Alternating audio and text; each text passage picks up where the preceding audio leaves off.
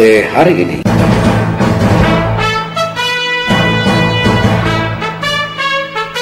Selamat pagi pendengar, Anda mengikuti rangkaian informasi yang terangkum dalam Rote hari ini, edisi Selasa 5 Mei 2020. Dari Rote dan seputaran Nusa Tenggara Timur, ada beberapa informasi yang menjadi rangkuman Rote hari ini, di antaranya.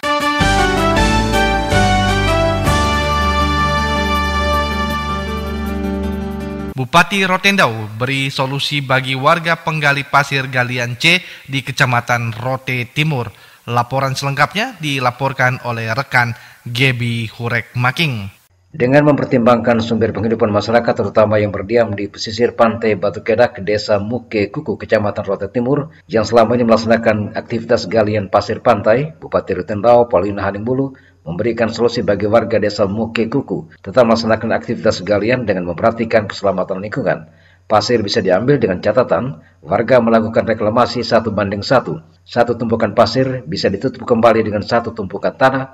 Langkah ini menurut Paulina Haningbulu agar usaha mencari nafkah terus berjalan. Bahkan pasca reklamasi, lahan sudah berstruktur tanah, bisa ditanami dengan tanaman umur panjang. Ruas jalan di lahan galian C pasir pantai Batu Kedak, Desa Muke Kuku, Kecamatan Rote Timur adalah jalan lingkar selatan Kabupaten Rotendau. Masalahnya kalau ditutup juga memang ini untuk kehidupan masyarakat ini yang juga masalah. Tetapi ini kalau seandainya ada kesepakatan untuk reklamasi, bisa. Asal kalau misalnya begini, kita tukar guling, dong galin pasir satu red, taruh tanah satu red, itu bisa. Supaya tanam kelapa atau tanam pohon-pohon lah supaya di sini nih. Karena tidak lama-lama itu jalan putih. Sementara itu, penjabat Kepala Desa Muke Kuku, Devri Wikim Suki, kepada wartawan mengatakan, mengacu pada surat edaran Gubernur Nusa Tenggara Timur dengan tembusan disampaikan kepada Bupati Rotendau, jajaran Polres Rotendau, perihal keselamatan lingkungan bibir pantai, jika memang ditutup, warga tidak berkeberatan. Tidak keberatan. Waktu itu kita sama-sama dengan Polsek Rote Timur, kita datang dan arahan sosialisasi untuk penutupan. Dihentikan itu karena dengan adanya surat edaran dari Pak Gub dan tembusannya Bupati Polres Rotendau dan ini Polsek Rote Timur bahkan sampai di kita di Semekuku. Dengan dari situlah yang kita tutup. Pantauan media di bibir pantai Batu Kedak sepanjang kurang lebih 2 km terdapat puluhan tumpukan pasir, lahan galian dibiarkan terbuka yang berdampak buruk pada kemungkinan abrasi pantai. Lokasi kedua yang sempat ditinjau berada di titik pantai Danau Lolon. Pada kunjungan ke Kecamatan Rote Timur, Paulina Haningbulu didampingi Wakil Bupati Stefanus M. Saek, Kades PUPR Lexi Foy, Kepala Bagian Umum Setda Rotendau Handri Besi, atas nama keluarga besar pemerintah Kabupaten Rotendau, menyempatkan diri mengunjungi sejumlah warga lansia di Desa Muke Kuku sambil berbagi kasih di tengah pandemi COVID-19. Dari Beranda Selatan NKRI, Gebi Hurek Making melaporkan.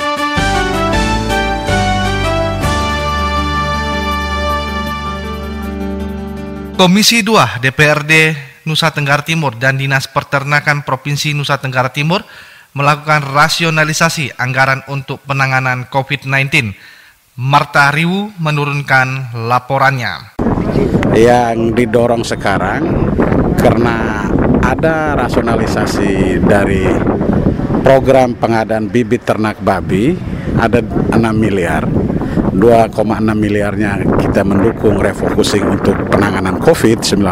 Demikian dikemukakan anggota Komisi 2 DPRD Nusa Tenggara Timur, Patris Laliwolo, berkaitan rasionalisasi anggaran Dinas Peternakan Provinsi Nusa Tenggara Timur sebesar 6 miliar rupiah dari program pengadaan bibit ternak babi. Namun karena saat ini ternak babi terserang virus flu babi ASF sehingga anggaran tersebut dirasionalisasikan ke program lain. Dari dana 6 miliar rupiah, menurut Patris Laliwolo diperuntukkan bagi penanganan COVID-19 sebesar 2,6 miliar rupiah, sedangkan sisanya 3,4 miliar digunakan untuk pengadaan ayam kampung unggul, ternak kambing, dan ternak sapi. Bersama Dinas dengan Komisi 2 kita sampaikan untuk digeser program kegiatan itu dengan menggunakan anggaran pengadaan ternak babi karena masih kita menghadapi persoalan ASF saat ini, digeser kepada pengadaan ayam kampung unggul, ayam KUB, ternak kambing, dan ternak sapi. Alasan pengadaan bibit ayam kampung unggul, ternak kambing dan ternak sapi menggantikan ternak babi selain karena saat ini masih terserang virus flu babi, sehingga menurut Patris Laliwolo untuk pemeliharaan ternak ayam dan kambing lebih cepat mendapatkan keuntungan dari ternak lainnya. Di ternak kambing, ternak ayam kampung unggul ini bisa lebih cepat 2,5-2 bulan. Petani masyarakat kita sudah bisa mendapatkan sesuatu untuk bisa recovery secara ekonomi dan juga bisa menjadi suplai protein untuk masyarakat itu sendiri. Khusus penanganan COVID-19, Patris Laliwolo berharap tim Dinas Peternakan yang melakukan verifikasi memperhatikan fungsi kontrol secara benar agar masyarakat penerima program yang terdampak COVID-19 yang sudah menerima bantuan dari APBN tidak lagi diberikan dari bantuan dana APBD Kabupaten maupun Kota Kupang. Dari Kupang, Marta Ribu melaporkan. Terkendala merebaknya wabah virus corona, sejumlah proyek nasional bersumber dari dana alokasi khusus DAK terpaksa ditiadakan. Kepala Dinas Pekerjaan Umum Kabupaten Rotendao Domingus Modok kepada RRI mengatakan tahun 2020 sejumlah proyek dana DAK ditiadakan, termasuk rencana pembangunan jalan lingkar selatan Kabupaten Rotendao dengan total panjang jalan yang direncanakan sepanjang 7 km pada ruas jalan Dodaek, Tebole di Kecamatan Rote Selatan, dan total biaya diperkirakan 7 miliar rupiah lebih. Ya, sebenarnya tahun ini kita kan ada kurang lebih 7 km, ada dua ruas di jalur selatan ini yang kita mau bangun. Tetapi karena sumber dananya DAK, sehingga karena COVID-19 ini sehingga dana DAK seluruhnya ditarik. Dodaek, kemudian Tebole, dananya total kurang lebih 7 miliar lebih. Dengan ditariknya anggaran sumber dana alokasi khusus, praktis semua program daerah pada pembangunan infrastruktur penunjang daerah ini tidak terlaksana. Menjawab RRI, kemungkinan akan dibangun setelah COVID-19 jika situasi memungkinkan, ditegaskan Domingus Modok. Ruas jalan yang sudah direncanakan sebelumnya akan tetap dibangun sesuai dengan program pemerintah daerah.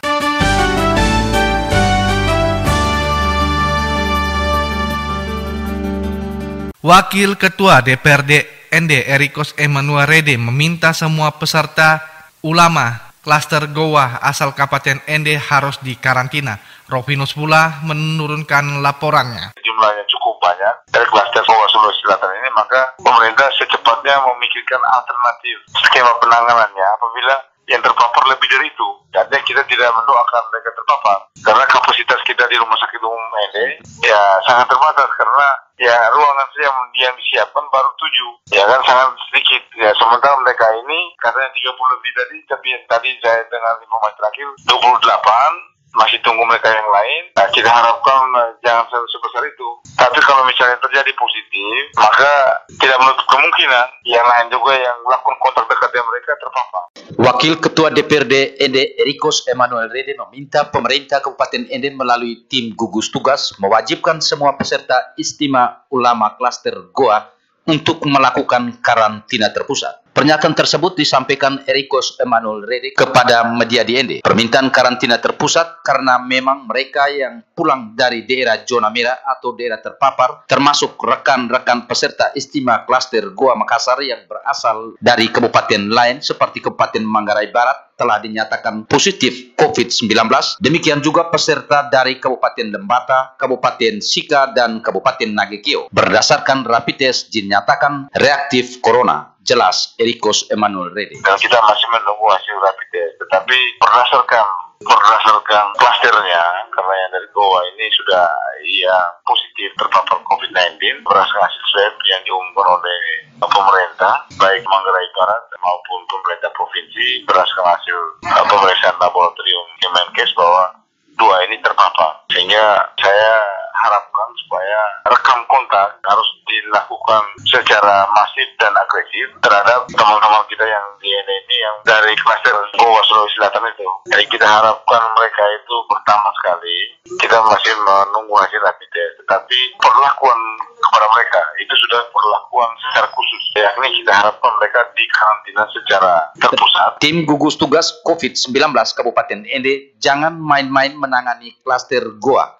karena sudah ada peserta istimewa Goa asal Kabupaten Manggarai Barat sudah dinyatakan positif, ungkap Erikos Emmanuel Rede. Hal penting yang juga harus dilakukan secara cepat adalah tim gugus tugas Kabupaten Ende segera melakukan pendataan dan mencari tahu semua orang yang pernah berinteraksi dengan peserta istimewa ulama klaster Goa asal Kabupaten Ende untuk dilakukan rapid test termasuk keluarga dekat. Jika hasil rapid test ada yang dinyatakan reaktif, maka segera dilakukan karantina di RSUD Ende untuk menghindari penyebaran lebih banyak, tegas Erikos Emmanuel Rede. RRI Ende, Rufinus Fula melaporkan. Kebijakan rasionalisasi anggaran untuk COVID-19 oleh pemerintah Kabupaten Timur Tengah Selatan tidak mengorbankan keberadaan tenaga pegawai tidak tetap atau PTT. Informasi selengkapnya dilaporkan oleh Adi Adu. Kebijakan rasionalisasi anggaran untuk COVID-19 oleh pemerintah Kabupaten Timur Tengah Selatan tidak mengorbankan keberadaan tenaga pegawai tidak tetap atau PTT. Bupati Timur Tengah Selatan Epi Tahun menyatakan rasionalisasi anggaran yang dilakukan untuk penanganan COVID-19 di wilayahnya tetap mengutamakan sisi kemanusiaan. Bahkan pemerintah Kabupaten Timur Tengah Selatan berencana menambah tenaga PTT khusus kesehatan di tengah kondisi pandemik saat ini. PTT sana ada masalah, kita kedepankan manusianya. Jadi ada yang mau pemberhentian apa saya tidak boleh, itu kita menambah ini. Jadi anggarannya sudah ada ya, tetap kita pertahankan mereka untuk tetap kerja. Tidak bisa sepihak kita berhentikan. Apalagi PTT, misalnya PTT di DTS itu hanya untuk dokter. Nah dokter ini sekarang kan kita butuh dokter. Jadi untuk dokter kita tidak berhentikan. Malah kemarin kami ada rekrut tambah karena puskesmas di DTS ada 36 yang baru terisi sebagian, belasan saja. Nah belasan yang kosong. Jadi tetap kami rekrut untuk isi kevakuman ini. Menurut Bupati Epi Tahun, kebijakan rasionalisasi anggaran memang menjadi kewenangan daerah masing-masing. Namun baginya kebijakan yang diambil haruslah bijak dengan tetap memperhatikan tenaga PTT yang sudah mewarnai pelayanan di daerahnya. Dari kementerian itu untuk tenaga kesehatan, bangunan fisik dan kesehatan tidak dikorek-korek, tetap jalan. Nah PTT kita mau rasionalisasikan, berarti tenaga ini kan lebih susah.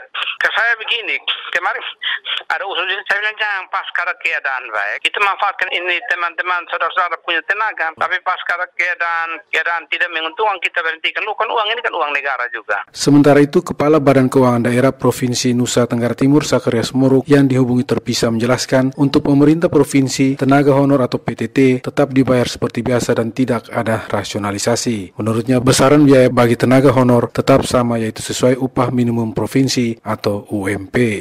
4.115 pejuang Timur minta pemerintah memberikan kompensasi dan kemudahan diangkat menjadi veteran oleh Kementerian Pertahanan Republik Indonesia. Egy Arojo menurunkan laporannya. Pengakuan negara sudah ada. Piagam ini kami 1.900 orang sudah menerima sebagai pejuang Timur, tapi hanya sekedar sebagai kertas saja. Tidak ada bentuk lain, tidak ada perhatian dari negara kepada kami sebagai pejuang Timur. Padahal negara sudah mengakui secara resmi kami sebagai pejuang Timur. Kami berjuang membela negara dan bangsa Indonesia selama 24 tahun di Timur. Tapi setelah itu Timur lepas dari Indonesia.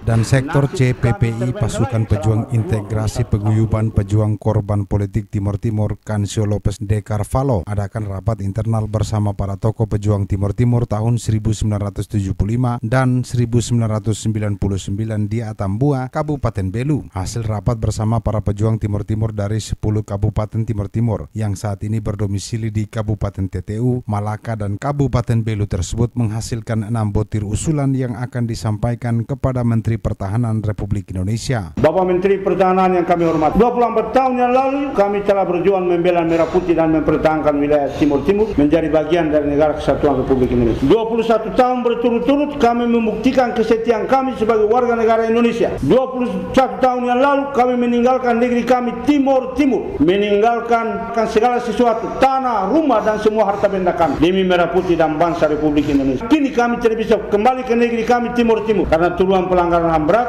dan berbagai tuduhan pelanggaran hukum yang dituduhkan kepada kami. Menurut Kansil Lopez, usulan di atas juga akan disertakan dengan piagam penghargaan bela negara sebagai pejuang Timur Timur, sertifikat kejuangan perlawanan wilayah warna tahun 1995 dan sertifikat pelatihan sebagai anggota Gada Paksi dan daftar pelanggaran HAM berat 401 orang di Timur Timur tahun 1999 sebagai bahan pertimbangan Kemenhan. Adapun usul kami pejuang Timur Timur kepada pemerintah Negara Kesatuan Republik Indonesia berupa 1. Memberikan bantuan kompensasi kepada pejuang dan korban politik Timur Timur. 2. Memberikan suatu kemudahan khusus kepada pejuang Timur Timur yang telah memenuhi syarat untuk diangkat menjadi putra. 3. Untuk pemberian kompensasi kepada pejuang Timur Timur, kami mengusulkan agar pemerintah, dalam hal ini Kementerian Pertahanan, terlebih dahulu mengadakan dialog dengan perwakilan pejuang Timur Timur guna merumuskan suatu format yang betul-betul dapat menakomodir kepentingan dan nasib pejuang Timur Timur. 4. Kami pejuang Timur Timur menobatkan dan mengangkat Saudara Hercules Rosario Marsal sebagai Ketua Forum Pejuang Timur Timur dan Korban Politik. Semua urusan nasib pejuang Timur Timur di Jakarta akan diurus oleh Saudara Hercules dan Saudara Yudius Nelsama dengan dibantu oleh generasi muda yang ada di Jakarta. Sedangkan untuk urusan nasib pejuang Timur Timur, 10 kabupaten eks Timur Timur di Kabupaten Belu, Kabupaten TTU dan Kabupaten Malaka akan dibentuk sebuah sekretariat bersama terdiri dari 10 orang, masing-masing 1 orang mewakili 10 kabupaten yang ada. Menurut Kansio, sudah saatnya para pejuang eks Timur Timur memperjuangkan perhatian dari pemerintah pusat. Untuk itu diharapkan melalui usulan yang akan dikirimkan, pemerintah pusat dapat merealisasikan usulan tersebut.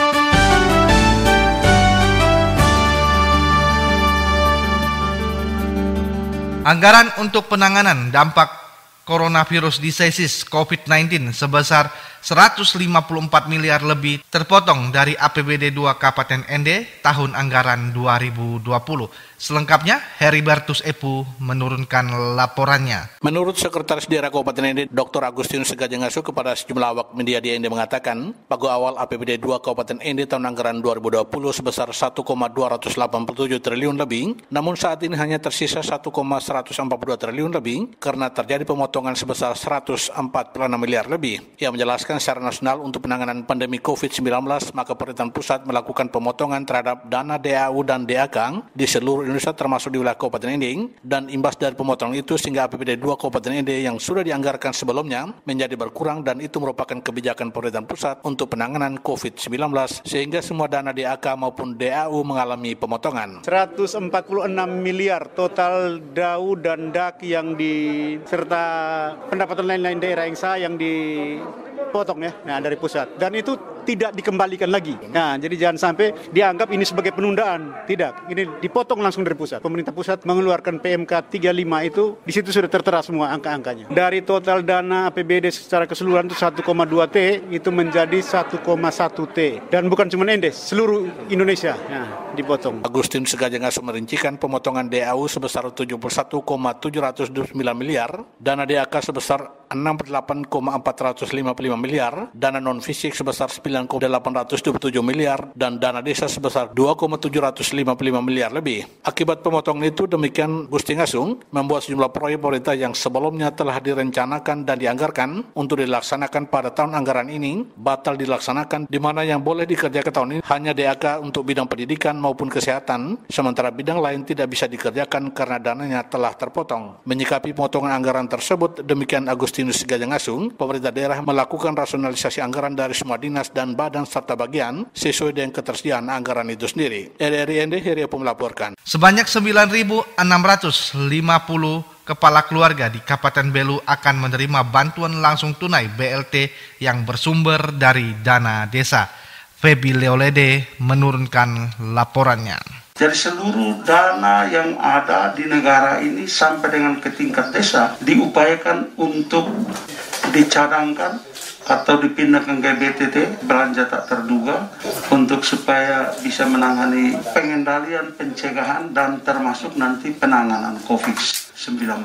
Pandemi COVID-19 yang kian masif berdampak pada perekonomian masyarakat yang makin terpuruk. Karenanya dalam meminimalisir dampak pandemi COVID-19, Presiden Republik Indonesia menginstruksikan pemerintah provinsi hingga kabupaten dapat mengalokasikan anggaran baik APBD maupun dana desa dalam penanganan maupun pencegahan dampak COVID-19.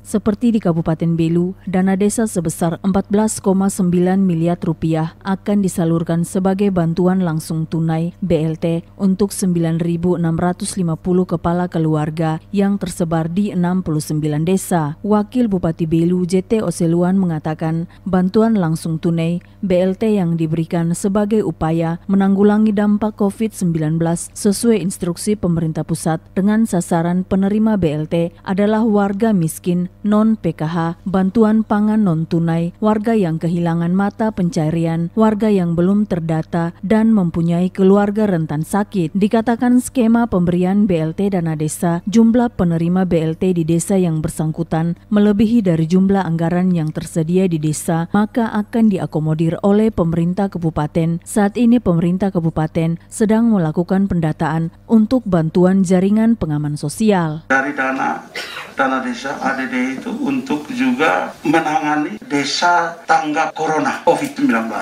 Dan salah satunya diberikan kepada mereka yang belum menerima bantuan apapun dari pemerintah, untuk mereka yang tidak menerima PKH, tidak menerima bantuan lainnya. Dan ini diproses administrasinya dengan perubahan APBDes-nya di Dinas PMD, tetapi secara bidang ini sebenarnya dikoordinasi oleh Kepala BP4. Salah satunya bagaimana memanfaatkan dana desa untuk memberikan bantuan BLT itu kepada mereka yang tidak tersentuh atau tidak diberikan dengan cara lain. Sementara Kepala BRI Atambuas, Stefanus Juarto mengakui sebagai bank yang dipercaya pemerintah untuk menyalurkan BLT, terus berupaya memberikan kemudahan bagi penerima dengan transaksi yang mudah karena bantuan tersebut dapat diambil melalui agen briling yang ada di desa. Sesuai ketentuan, total dana yang diterima setiap kepala keluarga Rp1.800.000 yang dapat diambil setiap bulan sebesar Rp600.000. Kami tidak mengenakan biaya administrasi apapun terhadap rekening ini. Proses pembukaannya juga tidak merepotkan masyarakat. Jadi cukup daftar nama saja yang BRI terima. Nanti BRI akan membuatkan rekening, mencetak buku, dan memberikan kartu ATM-nya. Terkait penggunaan buku dan kartu ATM, saldo yang ada saat ini ada 1.800.000 ya. 600 kali 3 itu sudah masuk, tetapi karena ini jatah bulanan maka tidak bisa diambil habis satu kali. Yang saldo 600 2 bulan ke belakang akan diambil sesuai dengan jatahnya. Untuk diketahui, launching penyaluran BLT telah dilakukan pemerintah Kabupaten Belu dimulai di Desa Tialai, Kecamatan Tasifeto Timur, dan selanjutnya akan dilakukan penyaluran secara bertahap. RRI Tambua, Febi Leolede melaporkan. Informasi olahraga. Pengurus Provinsi dan pelatih cabang olahraga kriket Nusa Tenggara Timur peserta PON kedua terus mengontrol dan memantau 14 atletnya melalui program latihan mandiri di rumah masing-masing pasca diumumkan penundaan pelaksanaan PON ke-20 ke tahun 2021 di Papua. Selengkapnya, Alo Tani menurunkan laporannya. Kalau saya punya tetap kasih program latihan di rumah. Jadi beta kontrol lewat beta program, nanti dong laporannya lewat foto atau video. Sementara dong di rumah masing-masing 1 minggu sekali beta hanya tinggal cek dong. Pelatih atlet kriket PON Nusa Tenggara Timur Desi Pelo yang dihubungi RRI di Kupang Minggu 3 Mei 2020 menegaskan program latihan atlet kriket PON terus berjalan sesuai arahan KONI Nusa Tenggara Timur pasca adanya pengumuman resmi dari pemerintah pusat melalui Kemenpora RI dan KONI Pusat tentang penundaan pelaksanaan Pekan Olahraga Nasional ke-20 yang seyogyanya terlaksana pada tanggal 20 Oktober hingga 2 November 2020 di Papua. Menurut Desi Pelo, keputusan tersebut sangat tepat karena performance atlet saat ini sungguh tidak siap karena proses latihannya tidak terpusat tetapi dilakukan secara mandiri di rumah masing-masing atlet. Desi Pelo mengaku sangat bersyukur atas diundurnya waktu pelaksanaan PON ke-20 ke tahun 2021 di Papua. Sementara proses latihannya terus berjalan sesuai arahan KONI NTT sambil menunggu pedoman terbaru dari KONI Pusat dan pengurus besar PON ke-20. Kalau umpama PON-nya tidak ditunda, otomatis kita punya latihan yang sudah hampir 2 bulan ini mendatang di rumah itu akan merosot. Tetapi dengan adanya ditunda, karena ini 2 bulan yang kemarin kita berhenti itu Kak, itu sama dengan kita mulai dari awal. Karena sama sekali tidak maksimal. Game-gamenya juga kan otomatis 1 minggu tuh 15% menurun kalau tidak latihan. Makanya dengan adanya ditunda itu mungkin lebih baik. Performance kita lebih bagus.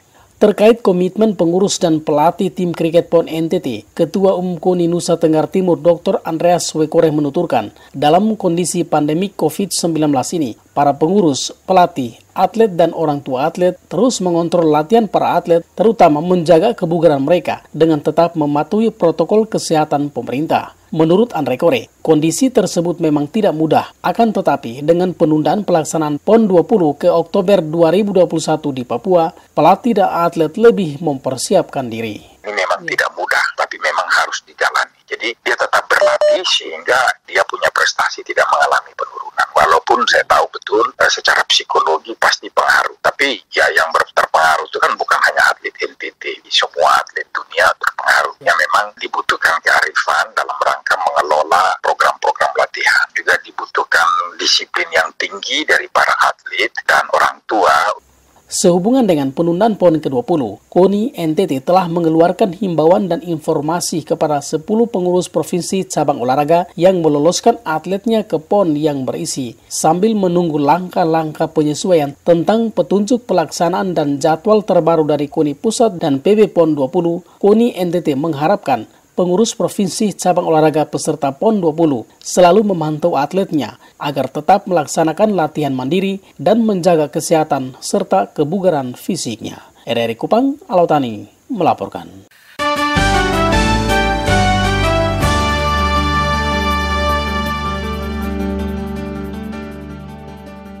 Pendengar, demikianlah rangkaian informasi terkini yang disampaikan melalui Rote hari ini.